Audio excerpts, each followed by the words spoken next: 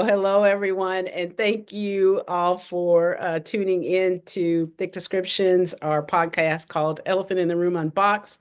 I have Dr. R with me again, and our very cool guest for today is Dr. AJ. Um, so, Dr. AJ, tell the folks a little bit about you.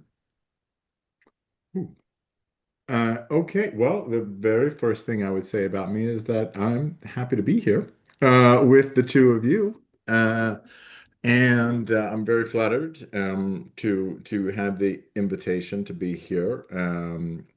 Big fan of thick descriptions and all the work that you do in the world and in Oklahoma. So I was very flattered to receive an invitation to join you on the podcast today. I'm an anthropologist, and I attach different adjectives and epithets to that depending on the context sometimes. I could Audience, say right. environmental anthropologist or applied anthropologist or cultural anthropologist. But I'm an anthropologist. I like to think of myself as a pracademic, so a practitioner academic. I am a professor of anthropology and the coordinator of the MA program in applied anthropology at San Jose State University here in California, in the San Francisco Bay Area, South Bay. And I'm a first generation college student. Grew up in a working class suburb of New York City in New Jersey. Um, and was late to go to college. Went to pursued my undergraduates when I was just about turning 22 years old.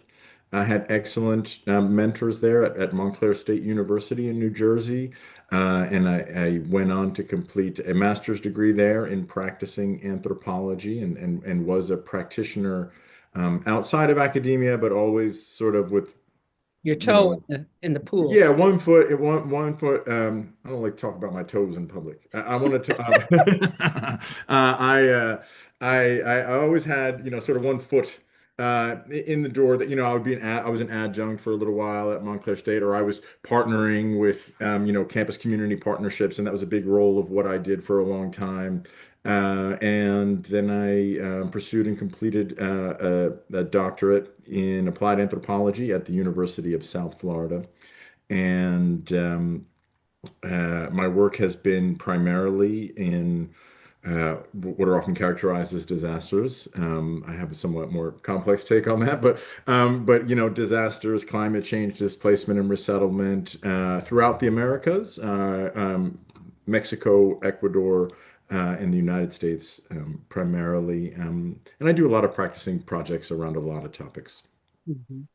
So I know we've talked about like your role at this institution and the opportunity to communicate with young minds as anthropology is kind of repositioning itself to incorporate more pracademics. Am I saying that correctly? Yeah, sure. I can't take credit for the word. I forget where I've learned it. I used to always, there were a few other close colleagues of mine, and I used it. I thought it really applied very well to them, and I'm increasingly sort of claiming it for myself these days too. I think it's apropos. Got it. And so Pracademic, yeah. yeah, there are a lot of young minds collectively, and not just young, but just people in general that are very curious about why humans do what we do. And obviously, anthropology, that's what we're about, is figuring it out and all the different branches that are connected to figure, not only figuring it out, being able to explain it and communicate it. Um, where do you see anthropology going like in the next 15, 20 years?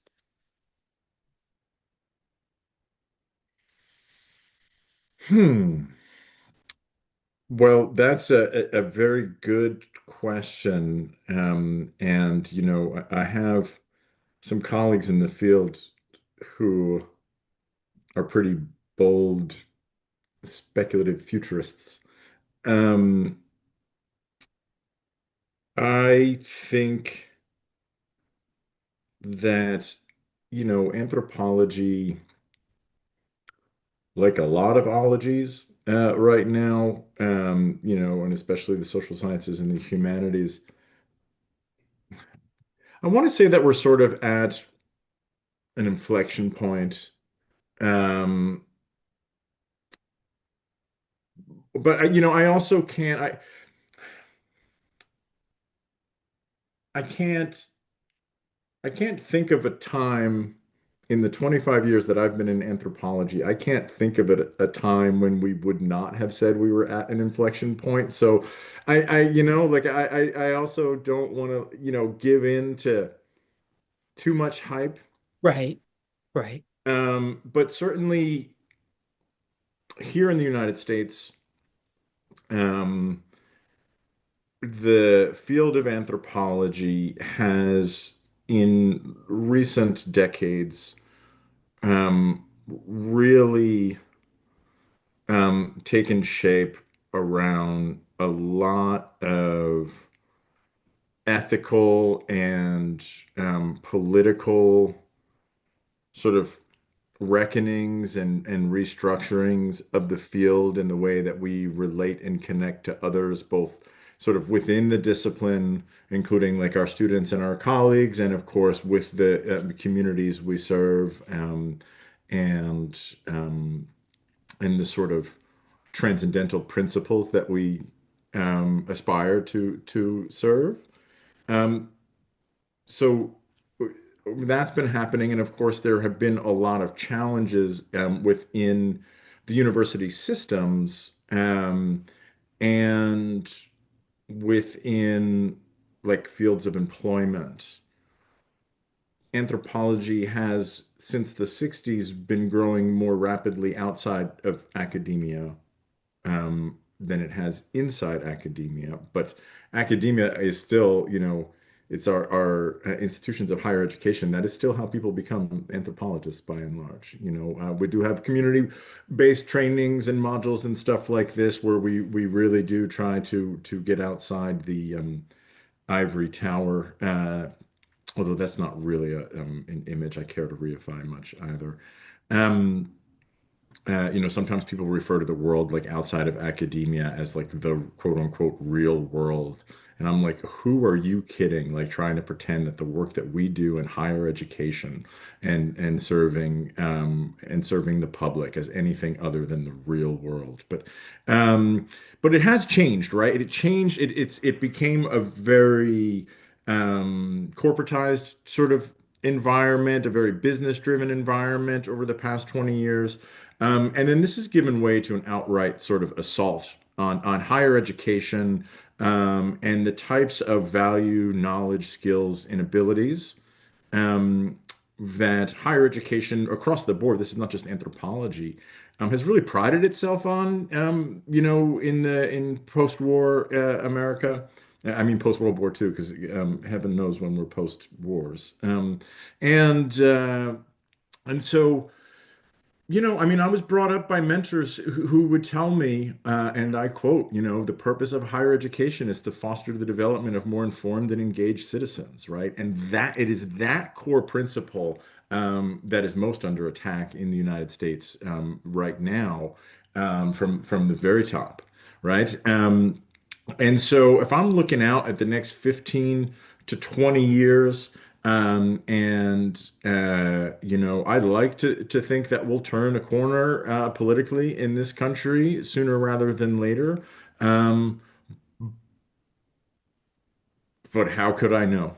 right. How could I know, right? So I think that anthropology is in a place where it's going to have to grow in the university spaces to integrate itself with other departments and colleges and projects and initiative. And we've always been good at that, but there are always new institutional challenges to this, whether it's the cutting off of federal funding, whether it's the, targeting of certain keywords being used in higher education, um, and whether it's like this eroding of academic freedom or of the First Amendment rights. So anthropology is going to have to continue to make good on those interdisciplinary commitments that I think have been foundational to the field from the very beginning. I don't think this is anything new. But we always have to find new ways to rise to the challenges of the moment. I see that happening. I see, things like generative AI and this sort of stuff really, I think, I mean, I don't mean to set out too wildly right now, but I mean, I think, going back 15, 16 years ago, social media and smartphones sort of took away claimed people's attention. It claimed their self-esteem. It claimed their social skills. It fed them back anxieties like they'd never had before. And now, the generative AI here is here to undermine this, their ability to be more informed and engaged citizens. It's like it's taking away their own voice and their own capacities to build intelligence and skills. So I think that anthropology really has a place to and will really have to show up in very new ways to rise to these like political and technological and ecological challenges of the 21st century and this like hyper real sort of and hyper fast movement. I can't say necessarily what it will do. I guess I can say, some of the challenges that it will have to meet. And I don't think the stakes could be higher. I don't really care to run around saying the sky is falling, but I think we can agree that, it seems like everything is overburdened with high and heavy stakes these days. Understood. Well, we're Understood. having like a collective existential crisis, right? To say the least. And so, I think it begs the question of who are we, who are we, and who do we want to become? And what type of humans do we want to be? And what is going to inform that? And I feel that anthropology, really can support with helping us to think through those questions. And the applied part, right, is I think the opportunity here is to do some experimentation and to be curious and to make spaces and room for folks to have these conversations in a safe way. Yeah, without judgment or criticism, right? Because we don't have a model. We have plenty of models of what not to do. We don't necessarily have a model of what to do. So that means we have to explore.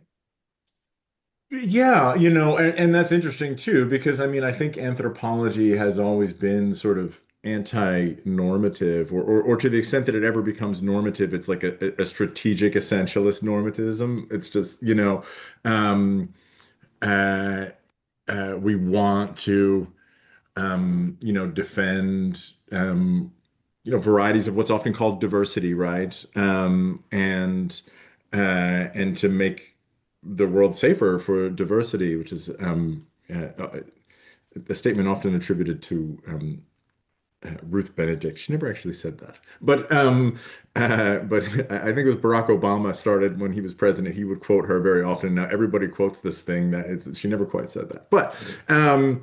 But I think it's true. Nonetheless, the irony is that it's true. That trying to make the world and to make spaces safe for diversity is a core mission of anthropology. And the main thing that I think we have to make good on, I think that that's an eternal problem. It's never like I don't think it can ever be perfectly solved, right?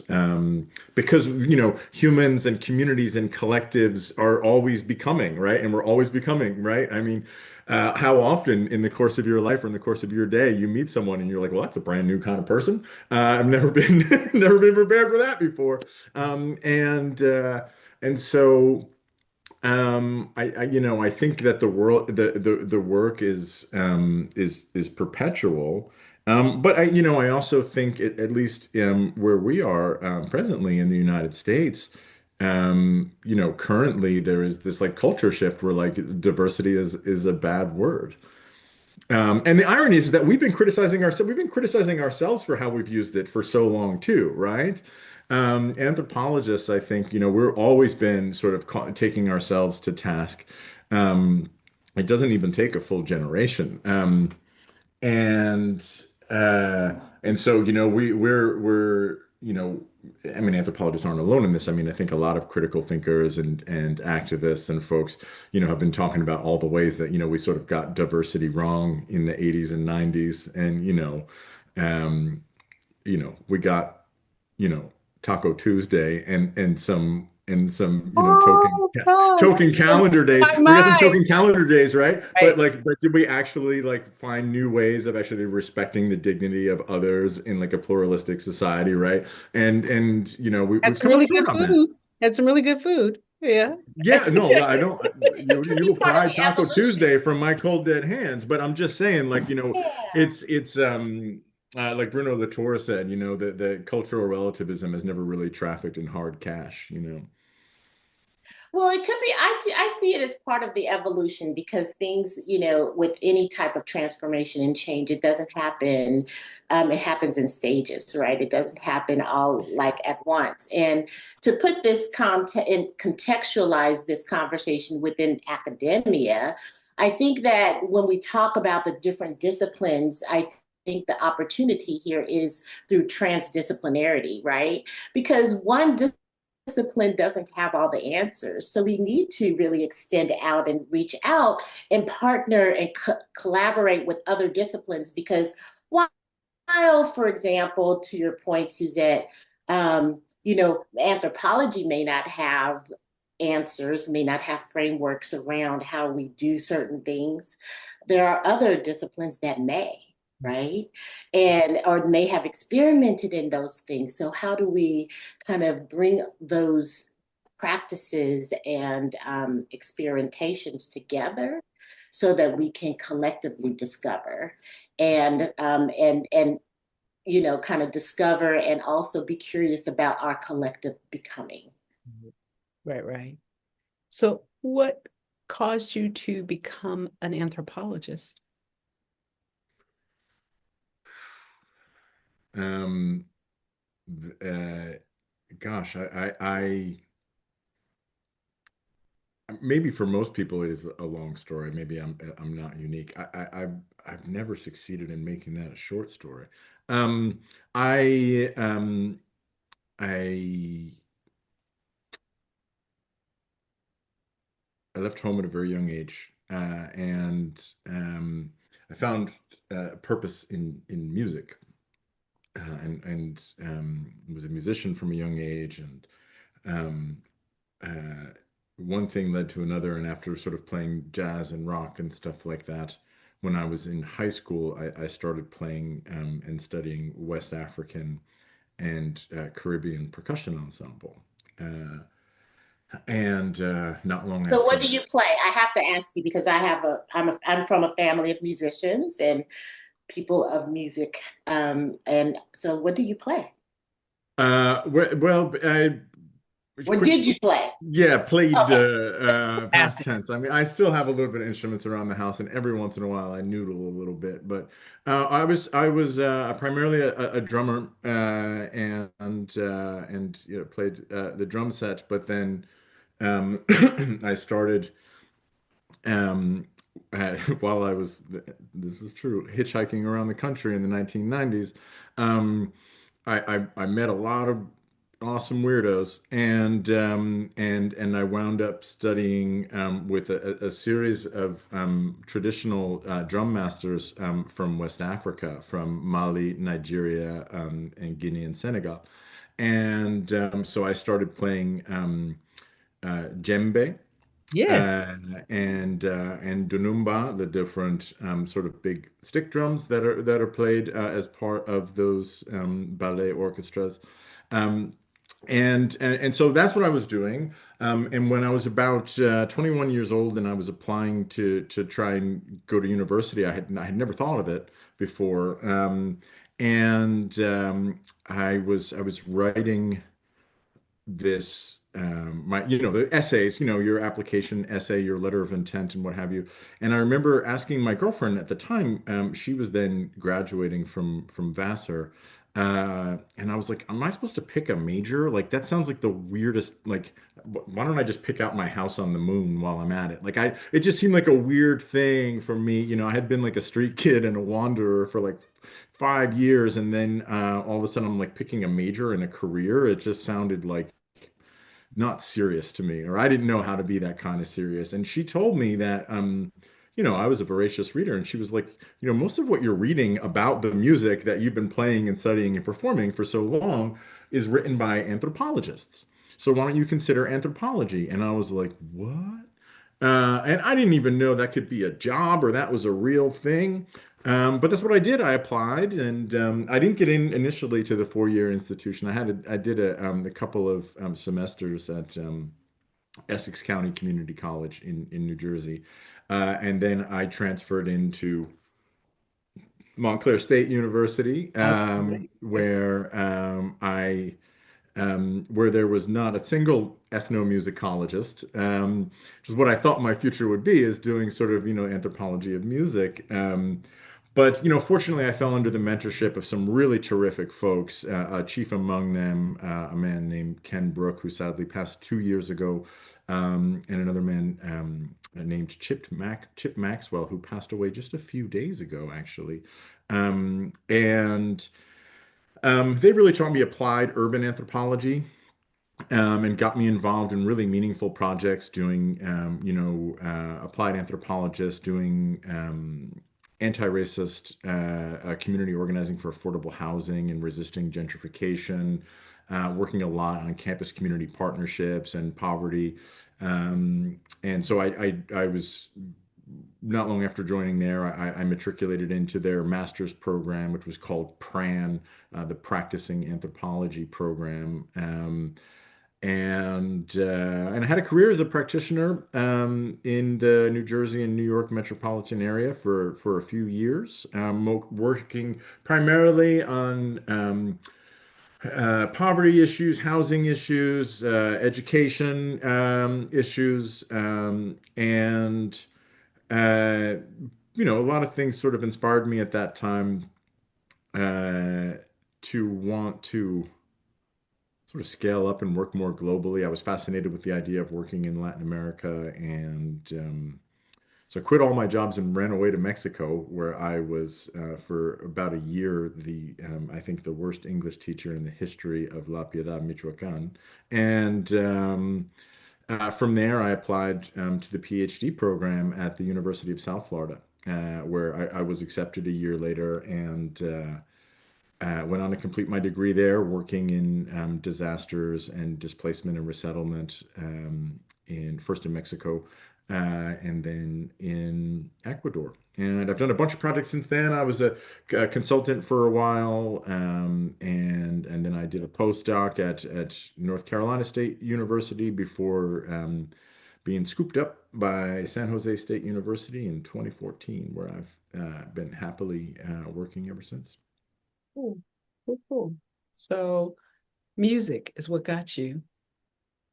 It really is, yeah. I mean, and there's a lot more to it than that, because yeah, part of it was actually the Grateful Dead, which first got me like turned me in on to sort of world what people in the '90s at least used to call world music, and that really inspired me. Got it. Got it. Got it. So, want to lean in a little bit. You are the president of SFAA, and I want to make sure I'm saying this correctly, the Society for Applied Anthropology, correct? Yes, and I thank you for bringing that up, because I love to talk about SFAA, and I forgot to mention it when I introduced myself at the You're beginning. good. You're good. So, components of this podcast obviously is to address issues, topics as it relates to anthropology, and leadership. And um, I consider you one of the many leaders in anthropology, hence the reason I asked the question I asked at the beginning of the recording of, where do you see, how do you see yourself as a leader in one of the fastest growing organizations within anthropology?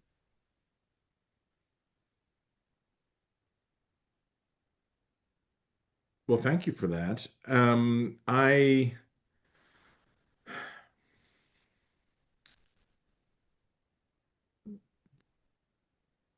I'm going to aver the beginning of an answer and then ask you for a little clarification on your question. But that the I, in terms of to the extent to which you're asking about like what my approach is to leadership in the field, then I can say that I have always and likely will always refer to myself as a servant leader.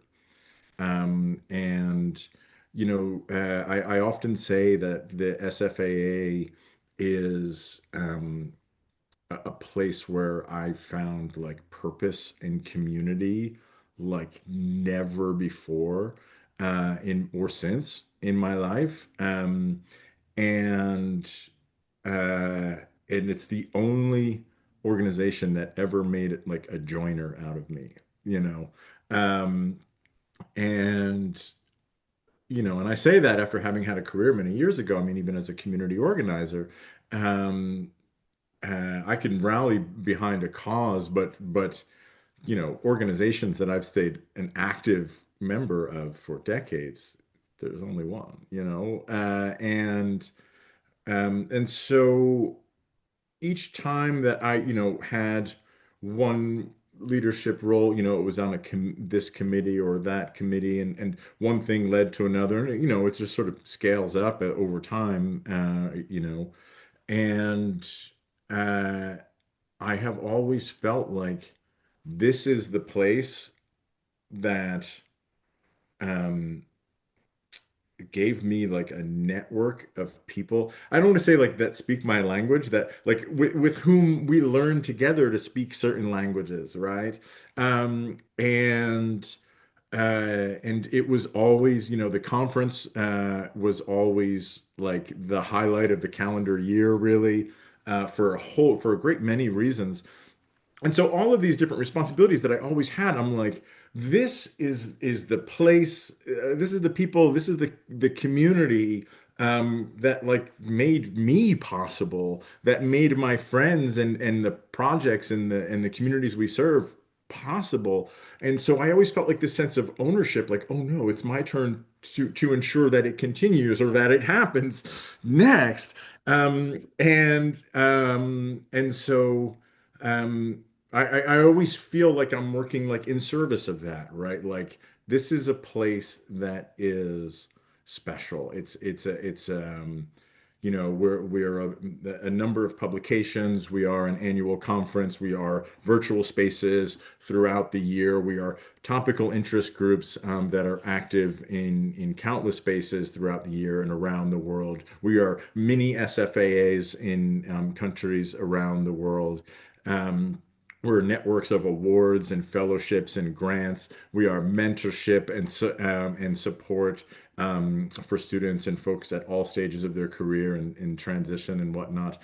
We are a place where we try to foster the development of leadership and relational networks that can really scale up what we do, but that can also protect, defend, and serve what we do to ensure that we build, skills, knowledge, career readiness, and um, and just a place where, again, like it's where you build this community and this engagement and this sense of belonging that is really special. Um, and Yeah, and people ask me all the time, like, how does SFAA do that? Um, That's the and question that I have because we're living in a time right now where where the conversation around kind of how do you find your tribe, right?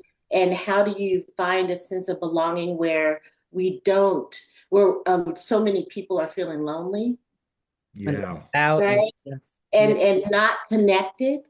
Correct. So I am curious in terms of what some of those key experiences were for you, what those key feelings were for you that supported you in actually feeling this way, because you had a lot of joy in your on your face when you spoke about your, kind of just the early stages and when that drew you into this organization.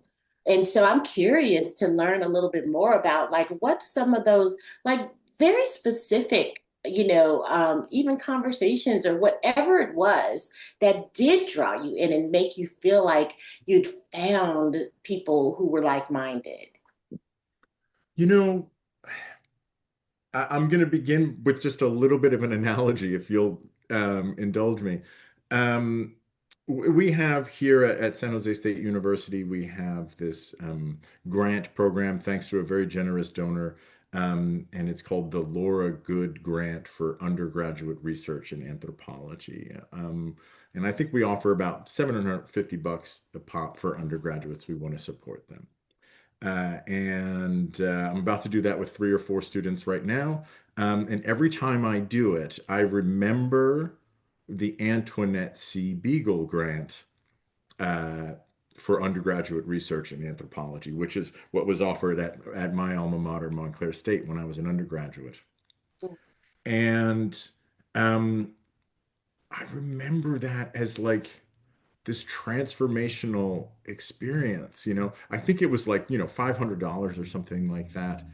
Um, uh, but, you know, there's a me before that, and there's like a new me after that. That like I received this, like, that I got to think of myself, a first generation college student who was not set up for this at all. Um, and now all of a sudden, like, oh, hello. I'm a guy with research funding. How about you? You have any research funding there? I got research funding. And it was this magical sort of transformation, and it wasn't as sort of showboaty as I just made it sound. Like I got it, you don't got it. But it was like, oh, look who's got research funding. Like it was, the Confidence. 350, $500 can make that transformation, right? And so going into SFAA, it was like a transformational experience like that almost every third Tuesday, because I walked into a room where, there's a panel or a session going on a topic that I was interested in, let's say displacement and resettlement, or, disasters or environment or something like this that I've long been very passionate about. Um, and I would go in there, and there were perfect strangers to me. Some people maybe I was a little bit familiar with. There were like the leaders in the field, and like they all wanted to know what I thought. They wanted to have like a community, and like I walked in there with the presumption, with the assumption that like I belonged in the conversation. And I would look around the room at other people, maybe who were at the same stage in their career as I was, and we were all like, "What?" It was this thing, like all of a sudden we were expected to be part of it. There was no initiation, there was no like condescension, there was no wait your turn. It was like all hands, Mhm. like welcome to the show. Yeah. Uh, and then um, and then you get to be friends with people. You get to all of a sudden, instead of just being somebody who walked into the room, now you're being asked to, okay, so for next year, you and me, we're going to get together. We're going to organize this session. We're going to make sure that certain people are there. And when other people come into the room, we're going to welcome them into that space, right? And so little by little, and then suddenly all at once, we're building the whole thing.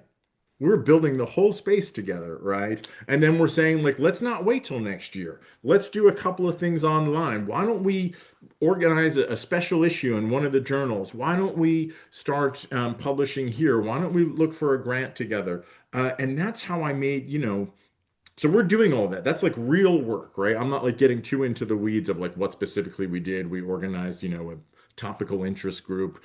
Um, We really did do a special issue, actually a series of them in different journals. But I don't have to plug any one of those things. Just to let you know, in general, those are the types of things and connections that like happen in that space, right?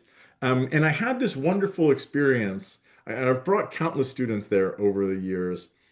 But, just up in Portland, year before last, we just came from our meeting in Albuquerque this year, but last year we were in Portland, and I brought one of my students, a really terrific young woman named Erin.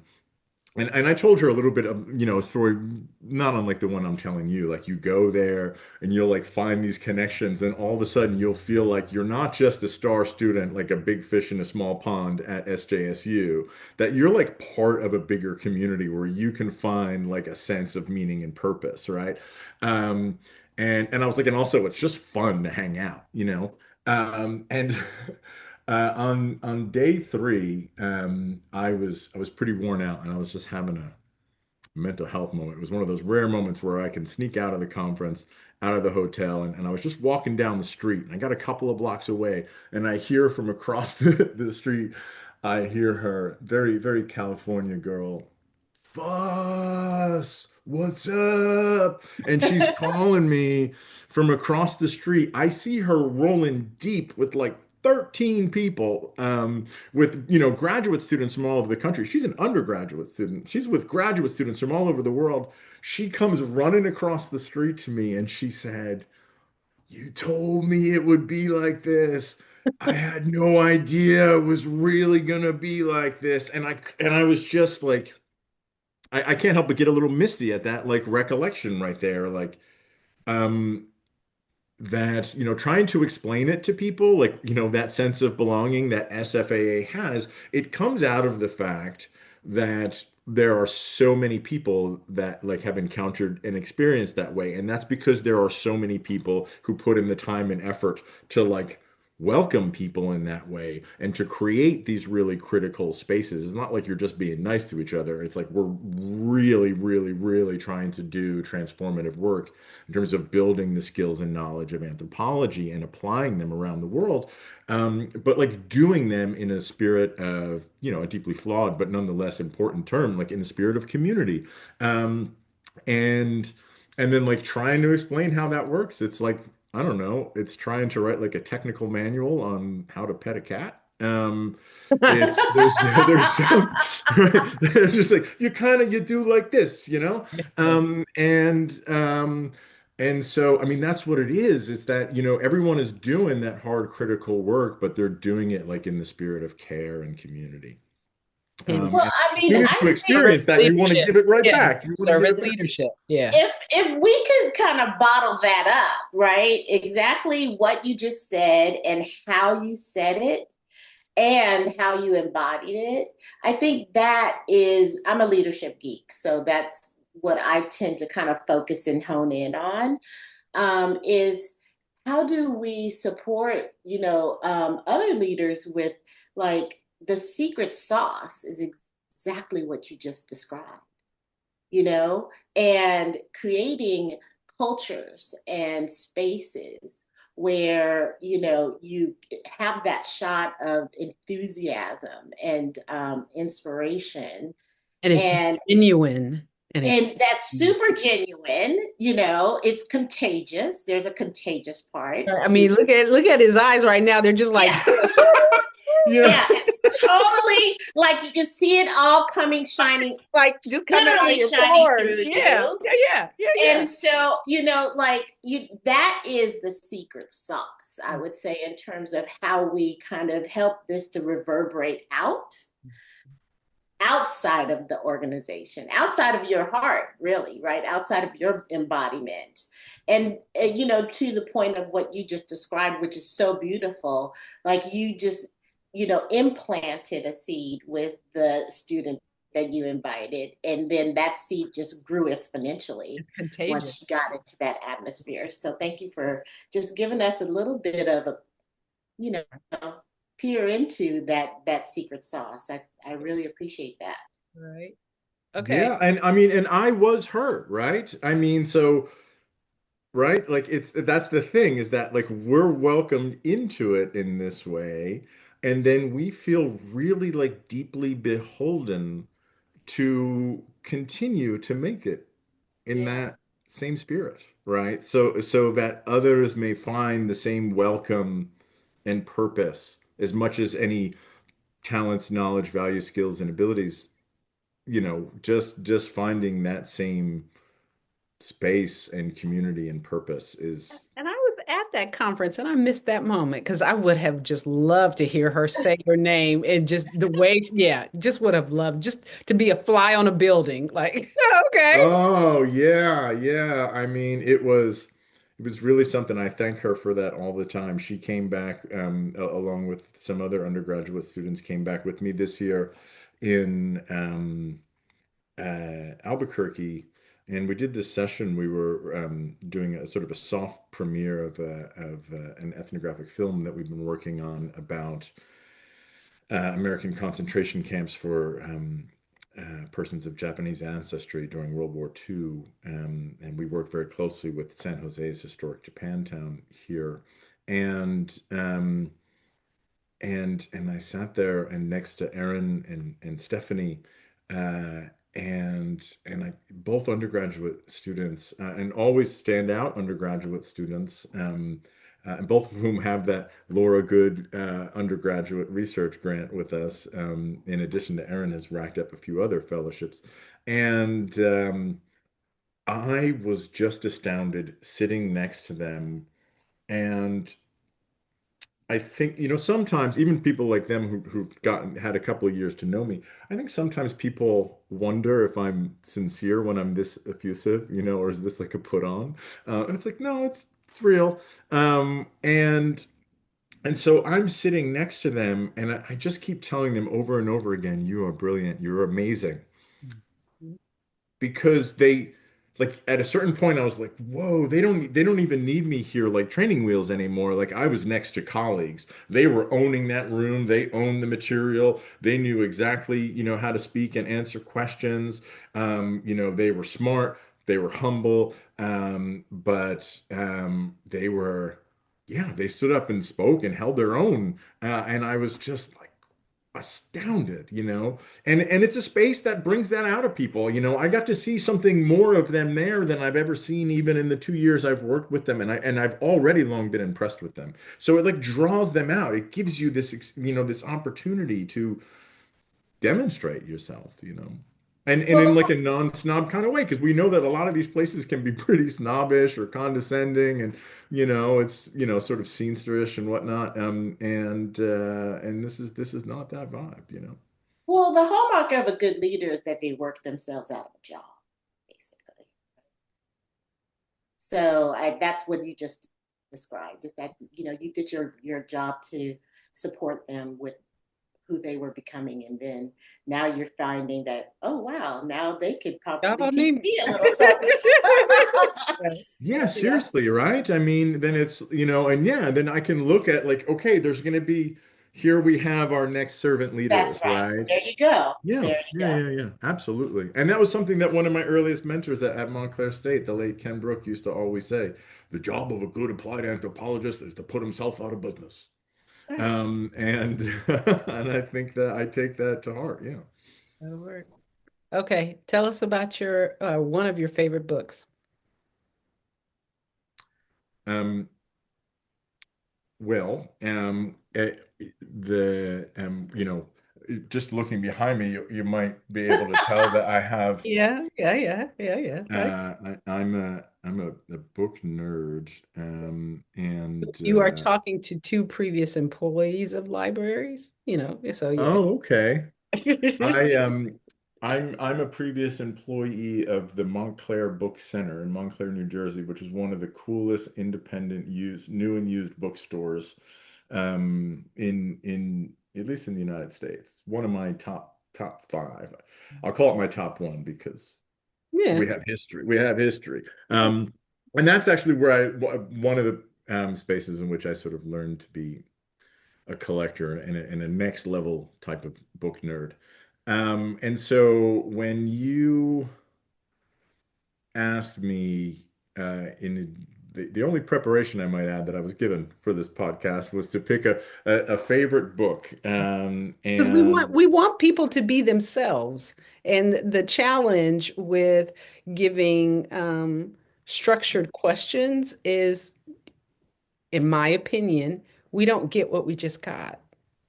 oh, I don't, yeah, I didn't say that to complain. I I just, know, I if know. I I just want to sound, make sure if our I audience sound knows. rambling in reply to some of my question and some of the questions, I just, I wouldn't want to give the impression that that's how I sound when I'm prepared. This is how No. I sound when I've got spontaneous.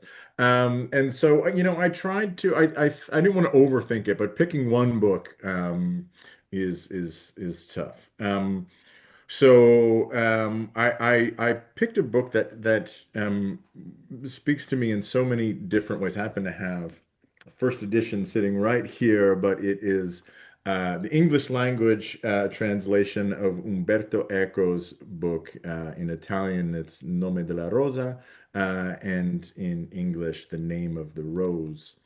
Mm. Um, and yeah, it's it's important to me for a lot of reasons. One, this was his first novel, and he was 48 years old when he did it. So there's still hope, you know. And we often think that if you don't start off doing this work from, Yeah. right out of high school or something, that there's no um he was of course a literary scholar for and writer, but not of fiction for a long time. And this was the first of 8 novels that he would write before he passed away about 15 years ago. And so it's set as many, if not most of his books are in the Middle Ages, Europe. And what happens is there's this monastery in northern Italy where there's been a mysterious death. And so he sets the the church sends an elder monk, William of Baskerville, and his young novice apprentice, Adso of Melk, a German, to go to northern Italy to this monastery and to examine this um, mysterious death. And the book is it's historical fiction, and it is some of the finest historical fiction you'll ever read. It is incredible detail. Sometimes there's just a door, like a carved door with some biblical iconography on it, and there's like 7 pages of description of just the door. It is like this rich, deep text. But what he's doing the whole time is most of the context is of the actual mystery that's happening is fictional. The rest of the context that's happening at the time is really, really fascinating. It's this whole intellectual world of the Middle Ages where they're talking about the different types of heresies that are happening and certain lines of thought that are completely forbidden. And as they're trying to solve this mystery, they keep going down all of these different heretical lines of thought. And so it's this wonderful portrait of these sort of complex webs of thought uh, in the world. It's a very weird and fascinating, mysterious place, this monastery where some people speak every language, some people speak actually no language. It's just sort of like a portmanteau of every language there is. There's this labyrinthine, secretive library, and that's full of danger. Um, and it's, one of the first things I thought when I first read this some years ago is I remember thinking, I don't know half as much as I thought I did about medieval Europe. And I started reading a lot of history books because I was like, man, this is really fascinating. Um, but so there's so much about it, and there's lots of sort of reference in it, like the whole labyrinth and the library. There's a lot of references to another one of my favorite authors and his Borges, the Argentinian Borges, and but there's sort of this core idea in here that I actually use this. I've actually quoted this book in some publications about my work, and I actually use this. I actually read excerpts of this every semester in my ethnographic methods course here at San Jose State University, because there's this whole lesson and there's this whole sort of undercurrent of the book, if you will, um, of how the problem of how texts speak to other texts, and how you get to learn to listen carefully to how texts speak together. And it's how those in-between spaces that often reveal a lot about what's becoming of the world. And so yeah, there's one key passage in here that I read to students every semester to kind of get them excited about it. Yeah, it's not a perfect book. He's not a perfect writer. He's always in the Middle Ages, and so it's all male characters. There's almost never any women. I don't think maybe he knows how to write women, so he sort of stayed in spaces that didn't have it. So he's not, I mean, in his He second stayed book, in his there's like a lane. girlfriend that's in background, and in his second to last book, he references his wife, but even then, she's still background. He stayed in So his lane. Okay. not a perfect author, but But it sounds like he wrote about what he knows. yeah, he was an incredible scholar of the Middle Ages, and he probably had a larger library than anyone in the modern world. He was a big collector too. Mhm. Yeah. Mhm. Thank you. This has been pretty cool. This has been really cool. Was hopeful that our audience would get to see this human that I've had the pleasure of getting to know, what, almost 2 years now. Um, uh, that and a component of this podcast is to help to reduce the that is often associated with anthropology and anthropologists, that we are truly just human beings trying to figure it out, like as Dr. R said, so many other disciplines. Just, it's process. We're figuring it out. And we are human beings too. Not only figuring it out, figuring ourselves out. And it's a process.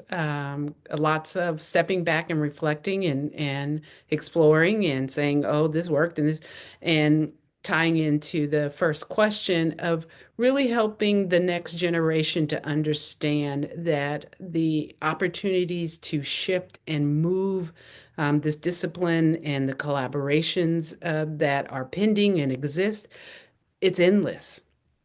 There are so many opportunities to do things differently. It's just figuring out, as you spoke of the author, and I said, knowing what your lane is and moving in it, and being very passionate and genuine about it. Yeah. I unfortunately couldn't attend the conference, the SFAA conference this year, but last year, just exactly what he said is what I saw and experienced as well. It was just a feeling of camaraderie and definitely acknowledging all the things, or many of the things that we spoke of earlier, the politics and the this and the that and and we're here.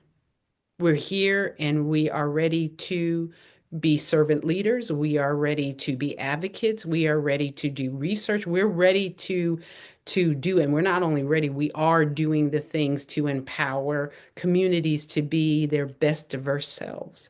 Um, and sometimes, like Dr. R said, it's not a light switch. This does not happen overnight. It doesn't happen in seconds. This is an evolution.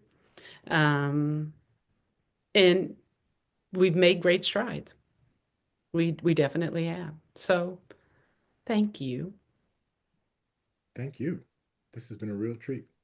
Yeah. Yeah. Um, any last words from either one of you before we say goodbye until next time? Robin. Complete.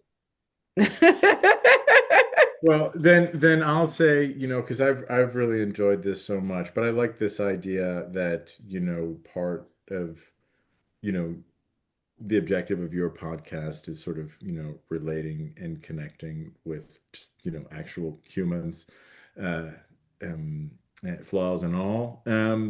And, I think it's meant as an expression that's supposed to inspire people to,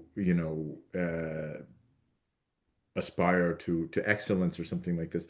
But all too often I see people use the expression, dot dot dot, like on the shoulders of giants.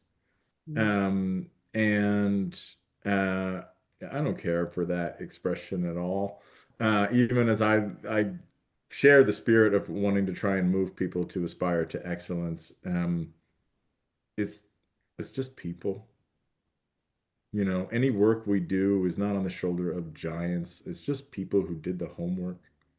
You know what I mean? And I just try to show that to students, Um, like, look, the difference between you and this other person, this anthropologist or whatever type of professional you want to model yourself after, the difference between you and them primarily is that they've done the homework. And so dig into their work and do your homework, and we're going to borrow and extend that to a new anthropology or a new type of project or career that you get to play a leadership role in. And so, yeah, I like that. If that's part of the vibe that you're cooking up here, then I like that. Yeah. Yes, we are. All right. Thank you both for your time. Appreciate Thank you you. for all that you do. And until next time. Until next time, take care. Bye. Okay. Bye-bye.